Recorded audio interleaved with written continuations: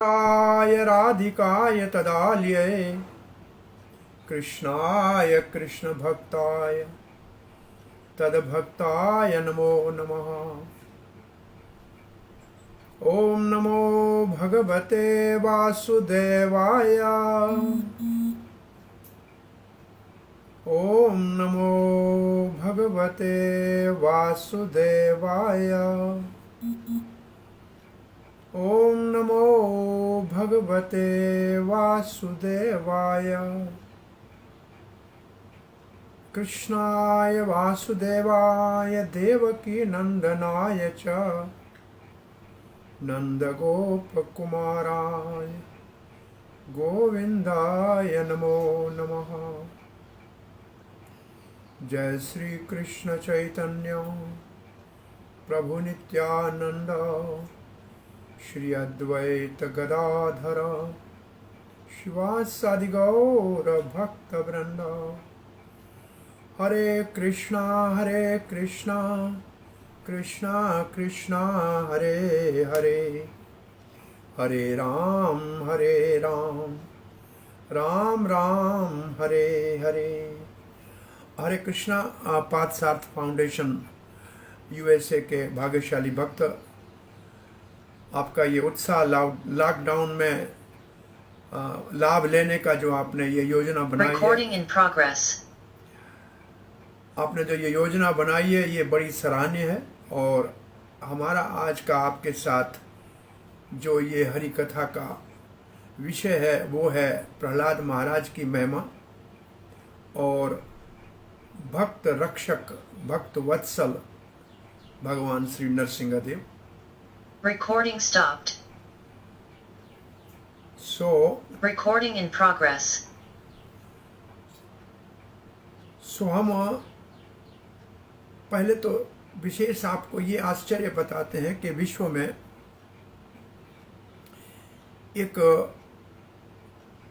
धर्म का नेम है कि शिष्य को गुरु की महिमा गानी चाहिए, गुरु के गुणगान करने चाहिए और भक्त को भगवान के लिए, रक्षा के लिए और अपने अपराधों की क्षमा याचना के लिए प्रार्थना करनी चाहिए। ये तो है धर्म का नेम।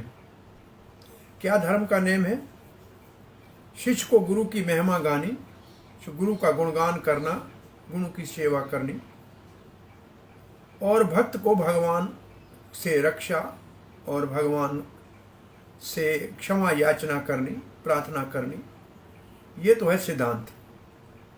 परंतु कभी कभी कुछ शिष्य ऐसे होते हैं और विलक्षण कभी ऐसे भक्त होते हैं कि गुरु बैठ के अपने शिष्य की महिमा गाता है और बड़े प्रसन्न होता है शिष्य के आध्यात्मिक उपलब्धियों से।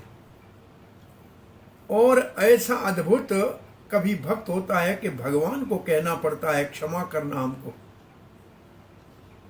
तो हम ऐसे आज भक्त का चरित्र सुनने जा रहे हैं जिनकी महिमा उनका अपना गुरुदेव हस्तिनापुर के राजमहल में विश्व के सम्राट धर्मराज युधिष्ठिर को सुना रहा है। ये बड़ा आश्चर्य है कि देव ऋषि नारद महाराज युधिष्ठिर को भक्त प्रहलाद की महिमा सुना रहे हैं जो उनका शिष्य है। देव ऋषि नारद भी महाजन है, प्रहलाद महाराज भी महाजन है और धर्मराज भी महाजन है। तीन महाजनों का ये संगम है। ये तीन महाजनों की त्रिवेणी है और महाजनों के चरण चिन्हों पे चलना चाहिए। यहां तो तीन तीन महाजन है। और दूसरी ओर अगर देखें तो प्रहलाद महाराज को अपने गोद में लेकर नरसिंह देव ने पहला शब्द ये कहा, क्षमस्व माम, मुझे क्षमा करना बेटा, मेरे आने में देर हो गई और आपको बहुत कठिन दुख सहने पड़े। भगवान ने कहा कि मुझे क्षमा करना, मेरे आने में देर हो गई। प्रहलाद महाराज की महिमा इससे और अधिक क्या कही जा सकती। मैं 5वें स्कंद भागवत से 2-3 श्लोक हरिवर्ष भारतवर्ष के अंतर्गत आता है। नहीं, भारतवर्ष के अंतर्गत भी कहते हैं, पर जम्बू द्वीप में जो 9 वर्ष है उनमें एक वर्ष है हरिवर्ष। और ये 8 वर्ष जो जम्बू द्वीप में है वो सब भौम स्वर्ग कहलाते हैं। धरती के ऊपर स्वर्ग है। जो स्वर्ग लोक से वापस लौटते हैं वो पहले इन्हीं लोकों में जाके 10,000 वर्ष तक सुखपूर्वक रहते हैं। और इन 9 वर्षों में एक वर्ष भारतवर्ष भी है। और ये सारा जम्बू द्वीप खारे पानी के समुद्र से घिरा हुआ है और हम सब जम्बू द्वीप में रहते हैं। हमारी एड्रेस है जम्बू द्वीप। और ये जितनी धरती दिख रही है ये सब भारतवर्ष है इतिहास के अनुसार। और उसके अंदर एक भारत खंड है जहाँ गंगा जमुना नदी बहती है, जहाँ वृंदावन है, जहाँ हरिद्वार है, जहाँ जगन्नाथपुरी है, जहाँ द्वारका है, जहाँ मायापुर है, जहाँ त्रिवेणी संगम है। ये भारत खंड है। सो वो हरिवर्ष में ये 2 शब्द लिखे हैं। हरिवर्षे चापि भगवान नर हरि रूपेण आसते। हरिवर्ष नाम के स्थान पे भगवान नरहरि के रूप में विराजमान है। और नरहरि का मतलब नरसिंहदेव। और तद रूप ग्रहण निमित्तम, भगवान ने ये रूप क्यों ग्रहण किया, उसका निमित्त, उसका कारण क्या है, तब इस स्कंद में कहते हैं उत्तर अभिधास्यति। आगे 7वें स्कंद में बताया जाएगा। नरहरि ने ये रूप धारण किया, ये आपको जानकारी आगे भागवत के 7वें स्कंद में मिलेगी। तो उनको कौन प्रिय था जिसके लिए वो प्रकट हुए? तददयितम रूपम, तददयितम रूपम।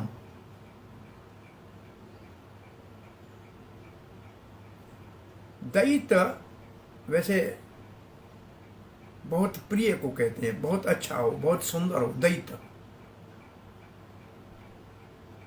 जो बहुत सुंदर रूप है भगवान का, ये अति द्वैत। नरसिंह देव का रूप सुंदर कैसे है? भक्तों की रक्षा करने वाला है। तददैत्य रूपम महात, उस रूप का प्रकट करने का निमित्त जो कौन था? महापुरुष गुण भाजनो, महापुरुष गुण भाजनो। जो महापुरुषों के गुण होते हैं, जिनमें ऐसे गुण हो, महापुरुषों के गुण हो। महाभागवतो, अगर आपके पास भागवत है तो मैं श्लोक पढ़ रहा हूं 5वां स्कंद श्रीमद् भागवत का 18वां अध्याय और 7वां श्लोक। 5, 18, 7 का मैं पाठ कर रहा हूं इस वक्त। महापुरुष गुण भाजनो, जिसमें महापुरुषों के सारे गुण हैं। ये हमारे श्री रूप गोस्वामी, जीवास गोस्वामी आदि महापुरुषों के गुणों से संपन्न थे। और महापुरुषों के शरीर में जो चिन्ह होते हैं उनका वर्णन शास्त्रों में है। लंबा कद होता है, बहुत सुंदर नाक होता है, हाथ घुटनों तक नीचे जाते हैं। ये महापुरुष के कुछ बड़े विशाल कमल पत्र जैसी आंखें होती हैं, वक्षस्थल चौड़ा होता है। और ये महापुरुषों के गुण हैं, शरीर में गुण हैं। और फिर उनके अपने लक्षण कितने महान होते हैं, उनका अलग, उनको तो भागवत भक्तों के जो 26 गुण हैं वो भी उनमें होते हैं। महाभागवतो, वो प्रहलाद महाराज महाभागवत है। हम ये सुनते हैं कि कनिष्ठ अधिकारी, मध्यम अधिकारी और उत्तम अधिकारी, तो ये महाभागवत है। इसका मतलब उत्तम अधिकारी, भक्ति का उत्तम अधिकारी है। उम्र क्या है? आयु तो केवल 5 वर्ष है। दैत्य दानव कुल तीर्थीकरण। उसकी महिमा ये है कि दैत्य दानव, दैत्य कहते हैं दिति के पुत्रों को और दानव कहते हैं दानु के पुत्रों को। ये कश्यप की दो पत्नियों का नाम है, दैत्य, वो एक दिति और एक दानु। ऐसे ये कश्यप देव की पत्नियों में आदित्य है, उसके पुत्र तो सारे देवता हैं, आदित्य 12 आदित्य हैं, और दैत्य जो है वो दिति के पुत्र हैं। और दिति शब्द का अर्थ है टुकड़े टुकड़े करने वाली, बांटने वाली, लड़ाने वाली। और आदित्य शब्द का अर्थ है सबको जोड़ के रखने वाली, प्रेम से चलाने वाली। तो दैत्य दानव कुल तीर्थकरण, दैत्य और दानवों के कुल को पवित्र करने वाला। तीर्थ कहते हैं पवित्र को, जिसको पवित्र किया जाए उसको कहते हैं तीर्थ। तीर्थ का अर्थ होता है जहां जाने से कोई व्यक्ति पवित्र हो जाए। कैसे तीर्थ का उनको पवित्र कैसे करता है? प्रहलाद महाराज महापुरुष महाभागवत कैसे पवित्र करता है? शील चरित प्रहलादो, नाम अभी आया है कि वो प्रहलाद जिसका शील चरित्र है। ये शील चरित्र भगवान के साथ भी लगता है। रामचंद्र का शील चरित्र है, श्री कृष्ण का शील चरित्र है, और भगवान के भक्तों के चरित्र को भी शील चरित्र कहते हैं। और शील चरित्र का अर्थ है कि जो बहुत बड़े महाराजा महाराजाओं को प्रचार भी करे और छोटे बालकों को भी प्रचार करे, और भले मानसों के साथ भी चल सके और बुरों के साथ भी चल सके। जैसे हमारे 6 गोस्वामी हैं, धीरा अधीरा, या धीर हो या अधीर हो, भले मानस हो या भले मानस नहीं हो, सबको प्रिय है। ये हमारे श्रील प्रभुपाद जी ऐसे शील चरित्र वाले हैं। कैसे पाश्चात्य देश में उन नव युवकों को जो अभी कोई संस्कृति और सभ्यता नहीं जानते थे, और ये एक वैष्णव सन्यासी थे, और उनके साथ उठना बैठना रहना और उनको सहना और उनके उन आदतों को, उनके चरित्रों को सहना जो अवैष्णव थे, फिर भी उनको भक्ति में लगाने के लिए प्रयास करना, ये शील चरित्र की परिभाषा है। और दूसरी ओर राजा महाराजों को प्रचार करने के लिए सदा तत्पर रहना। शील चरित्र के द्वारा प्रहलाद शब्द का अर्थ है प्रकृष्टेन रूपेण आह्लाद, पूर्ण रूप से जो सबको आनंद दे, जिसके दर्शन करने से आनंद और उल्लास हो जाए, ऐसा प्रहलाद महाराज। ये इनका सबसे मुख्य गुण क्या है? सबसे मुख्य गुण है अविविधान अनन्य भक्ति योगेन। अविविधान अनन्य भक्ति योगेन। अविविधान का मतलब जिसमें कोई रुकावट ना आए, जो निरंतर चलती रहे, धारावाहिक। और अनन्य का अर्थ है न अन्य, और किसी की नहीं, केवल एकमात्र भगवान की। न अन्य स अन्य, अनन्य, और अनन्य धारावाहिक, दो अर्थ अनन्य के हैं। और अविविधा मतलब जिसमें कोई बाधा न पड़े। भक्ति योगे न, भक्ति योग के साधन के द्वारा। सह तत्पुरुष वर्षै उपासते इदं च उदारति। अपने लोकवासियों के साथ मतलब हरिवर्ष के निवासियों के साथ इस मंत्र से नरसिंह देव की उपासना करते हैं। अब ये मंत्र भी बहुत अच्छा है। कल नरसिंह चतुर्दशी यहाँ है आपके पास, पता नहीं एक दिन आगे पीछे जो भी हो, इस मंत्र का आप पाठ करें। और ये बहुत सुंदर प्रार्थना है नरसिंह देव को प्रहलाद महाराज कर रहे हैं। और श्रील प्रभुपाद जी लिखते हैं भागवत में कि प्रायः जो प्रार्थनाएं, स्तुतियाँ, स्तोत्र, अष्टक, ये एक तो 64 अंगों में भक्ति का अंग है। स्तव, इसको कहते हैं स्तव पाठ।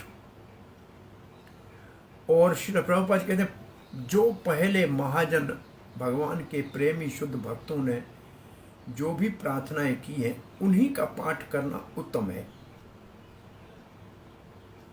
अगर कोई स्वयं अपना कर सकता है, उस स्तर पे है तो ठीक है, नहीं तो जो पहले तो प्रहलाद महाराज के अपने प्रार्थना नरसिंह देव को है जिसके लिए भगवान प्रकट हुए हैं, तो ये तो सबसे उत्तम प्रार्थना मानी जाएगी। आइए इस प्रार्थना का आप भले म्यूट रहिए परंतु उच्चारण जरूर मेरे साथ कीजिए। ये श्लोक उससे आगे वाला है। प्रभु मुझे 1 मिनट दीजिए, मैं वो श्लोक कर दीजिए। तो यही है ना, कैंट 5:18 श्लोक नंबर 8 हो जाएगा। ओम नमो भगवते, हाँ ये सबको दे दीजिए ताकि देखें। हाँ ठीक है, मैं प्रभु 1 मिनट में मैं वो कर देता हूँ।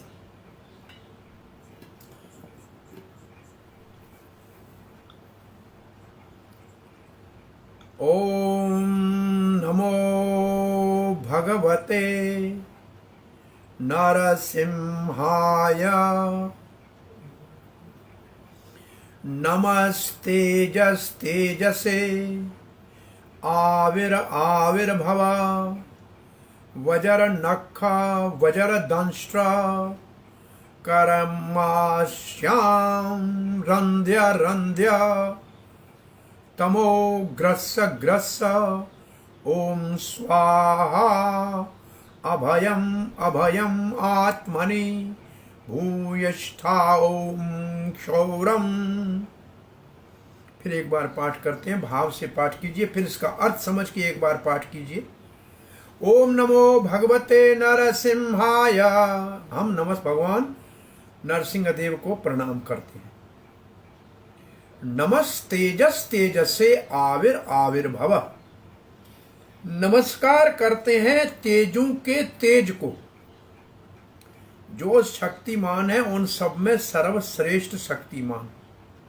इसका भाव है कि जब धरती के ऊपर हिरण्याकशिपु जैसा महान शक्तिवान था, उसके तेज से अनंत कोटि अधिक तेज को धारण करने वाले तेजस तेजसे आविर्भव, प्रकट हो जाओ। आविर्भाव जैसे हम कहते हैं आविर्भाव तिथि, प्रकट हो जाओ। कहाँ प्रकट हो जाओ? हमारे हृदय में प्रकट हो जाओ। भगवान नरसिंह देव हो सर्वशक्ति, हे परम तेजस्वी, तेजस्वों के तेज हमारे हृदय में प्रकट हो जाओ। क्या करें? मानो नरसिंह देव पूछे क्या करूं? तो प्रहलाद महाराज कहते हैं वज्र नख वज्र दंष्ट्र कर्माश्याम रंध्य रंध्य। आपके नाखून वज्र जैसे हैं और आपके दांत वज्र जैसे हैं। इन दोनों से हमारे जो हृदय में कर्म की वासनाएं हैं, जिनके कारण जन्म मरण के चक्कर में भटकना पड़ रहा है, उन सब को नाश कर दो। रंध्य रंध्य, उनका नाम निशान मिटा दो, हृदय को शुद्ध कर दो। तो हृदय में है क्या? कर्म की आशाओं की वजह से क्या होता है? ये कर्म की जो वासनाएं हैं, इनसे होता क्या है? तमो ग्रस्य ग्रस्य, अंदर अंधकार है। ये तो हम कहते हैं जगत में हम आए हैं तो ओम अज्ञान तिमिरांधस्य, हम तो अज्ञानमय संसार में जन्म लिया है, तो हमारे हृदय में अज्ञान तो है ही। तो उस अज्ञान को ग्रस्य ग्रस्य, ग्रस्य ग्रस्य का मतलब है उस अज्ञान को बाहर निकाल दीजिए, बाहर निकाल दीजिए। हृदय के अंदर से कर्म की वासनाओं को विनाश कीजिए और जो अज्ञान का अंधकार है उसको हटा दीजिए। अज्ञान का पर्दा हृदय से हटा दीजिए। तो क्या होगा? मिलेगा क्या भक्त को? फिर कहते हैं ओम स्वाहा। इसका मतलब है मैं अपने आप को आपके चरणों में अर्पण करता हूं। ओम स्वाहा का भाव ये लेना चाहिए, ओम स्वाहा। प्रभुपाद ने लिखा है प्रणाम करते हैं शब्दार्थ में, परंतु ओम स्वाहा का ये भी बहुत बड़ा सुंदर भाव है कि हम अपने आप को भगवान को अर्पण करते हैं। ये शरणागति का वाचक है। और नमस्कार भी शरणागति का वाचक है। नमस्कार का मतलब क्या है? नमस्ते। ना मैं अस्ति, मेरा कुछ नहीं है, सब कुछ आपका है भगवान। और नमस्कार करने की एक विधि है दंडवत प्रणाम। ये हमारी नवधा भक्ति में जो वंदना भक्ति है उसका अर्थ है नमस्कार। जहां शब्द नमो देखो वहां वंदना भक्ति का सूचक है। और वंदना भक्ति में नमस्कार और प्रार्थना दोनों है। तो ये जो प्रहलाद महाराज की ये प्रार्थना है ये वंदना के अंतर्गत आएगी, जिसमें बार बार नमस्कार भी कर रहे हैं और भगवान को प्रार्थना भी कर रहे हैं। ओम स्वाहा, मैं अपने आप को आपको समर्पण करता हूँ, आपका शरण लेता हूँ। जो भगवान का शरण लेगा उसको क्या मिलेगा? अभयम अभयम, उसको उसका भय नाश हो जाएगा, वो अभय दान प्राप्त करेगा, निर्भय हो जाएगा। बड़ा अच्छा है। भजहु रे मन श्री नंद नंदन, अभय चरणारविंद रे। ये भगवान के चरण कमलों में ही भय को नाश होने करने का सामर्थ्य है, और कहीं से भय नाश नहीं हो सकता। भय को नाश करना है तो भगवान के चरणों का शरण लेना पड़ेगा।